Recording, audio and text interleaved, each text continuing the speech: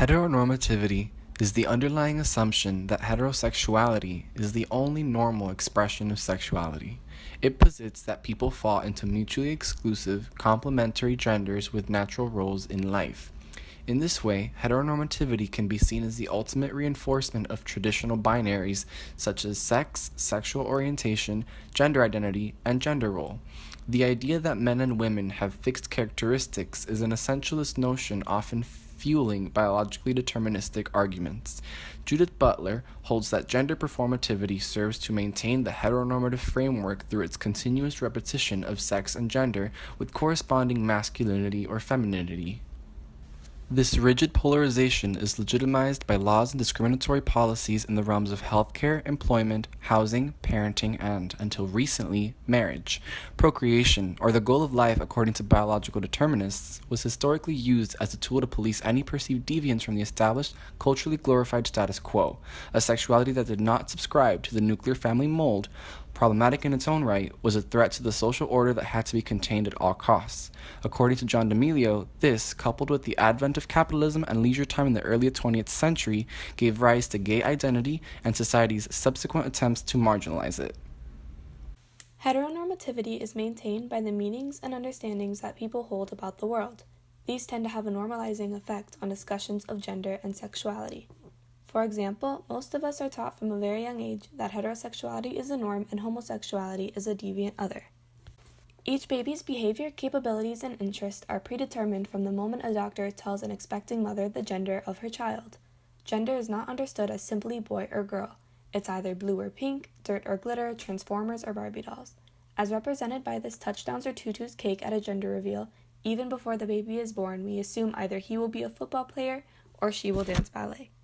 Once the baby is born, she might be put into a onesie stating, "Sorry boys, can't date till I'm 30," while he is dressed in one stating, "Dude, your girlfriend keeps checking me out." Although many may find these humorous, by dressing infants in these, we are sexualizing them into heteronormative standards where the boy can be with every girl he desires, while a girl must remain quote-unquote pure. This photograph is in an academic setting where a teacher is lining up her students. Based on the color of their clothes, you can see that the teacher has constructed a boy line and a girl line. However, one student stops to question her. "Sorry, teacher, but where do the kids whose most salient identity isn't gender and instead self-identify as awesome line up?" I think it is important the student strays away from the heteronormative distinct lines and rather just wants to be himself. Clothing on the market is really discouraging to young minds. Boy clothing commonly expresses comments in relation to adventure, science, and intellect. Like the shirt on the left says, "Make every day an adventure," while girls' clothing often has comments pertaining to aesthetics being pretty and cute, like the shirt on the right says, "Smile every day," because society sets children to believe that the boys can accomplish more than the girls, and that the girls should only concern themselves with their appearance. The No Promo Homo law bans the discussion of LGBTQ history in public schools and is legal in 7 U.S. states. California became the first state to implement history of the LGBTQ community this year.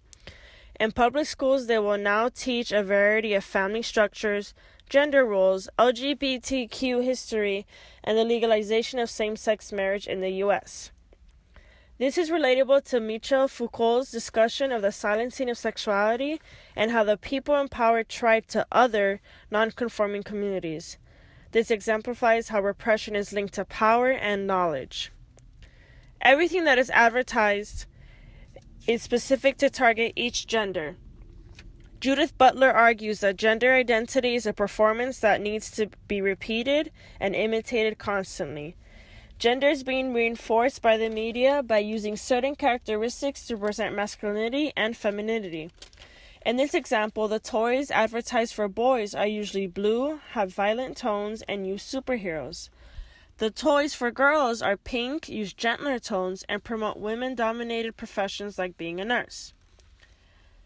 There are assigned genders for tissues and pens. Commodities that shouldn't be gendered are, but it is so deeply embedded in our society that we don't take notice. Heteronormativity is non-inclusive of homosexuals. So in this Axe advertisement, we see that Axe is for men who prefer women over a horse. Not only is it sexist, but it implies that a man has to be only with a woman. Heteronormativity is a simple way of understanding sexual orientation, gender identity, gender expression, and biological sex. If you were born a boy, you act like a boy, dress like a boy, feel like a boy, and like girls. And this is a way to achieve happiness. In The Promise of Happiness, Sarah Ahmed states that our connection between our conception of happiness, which in this case would be heteronormative, is an oppressive force to confirm. So ideally, we see as having a family and being married as a promised future. Heteronormative media subtly and pervasively conditions our culture and our society to be strictly heterosexual and hold misogynistic gender norms for both men and women. The intersectionality of age, class, disability, gender, race, and sexual orientation as systems of power and inequality are perpetuated by the hegemonic norms presented so simply within the media. Mass media, including television, film, online content, and advertisements, hold the power in our society as sources where people learn and understand what's happening in our world. These heteronormative ads not only sexualize the bodies of men and women, but also only depict heterosexual couples. If the media surrounding us is filled and only representative of these hegemonic norms, how can we address the lives and issues faced by others who are not white, male, heterosexual, and less than middle class? A number of current primetime television shows and movies feature LGBTQ characters in primary or supporting roles.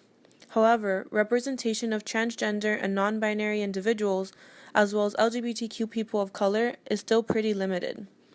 Some recent American television shows, such as Modern Family and Orange is the New Black, have made some progress against heteronormativity by portraying LGBTQ characters as complex individuals who are interesting for reasons beyond their orientation or sexual identity.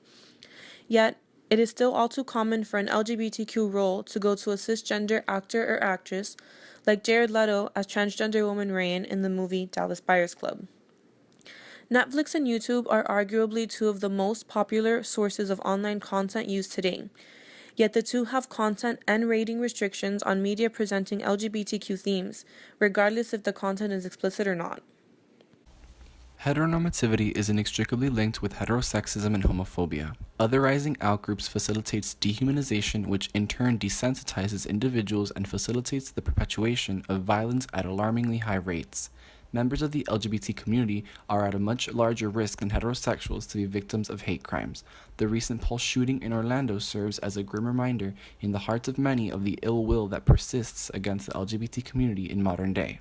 On a different note, the idea that heterosexuality is superior breeds hierarchies of oppression within the LGBT community that place those who come closest to heteronormative ideals above those that do not. This is called homonormativity, and it results from internalizing heteronormative ideals in an effort to gain social acceptance and be viewed just like everyone else. Although this concept may seem picturesque when viewing cookie-cutter gay families, that in and of itself is the problem because it remains complicit in upholding heteronormative narratives in fundamentally non-heterosexual relationships. Michael Kimmel suggests that homophobia is the driving force behind the performance of masculinity, that the contempt for anything feminine is a bravado so that other men will validate our own toughness. This homosocial enactment, then, is what enslaves us to the man box, with our fear of humiliation, our fear of being ashamed, arming it.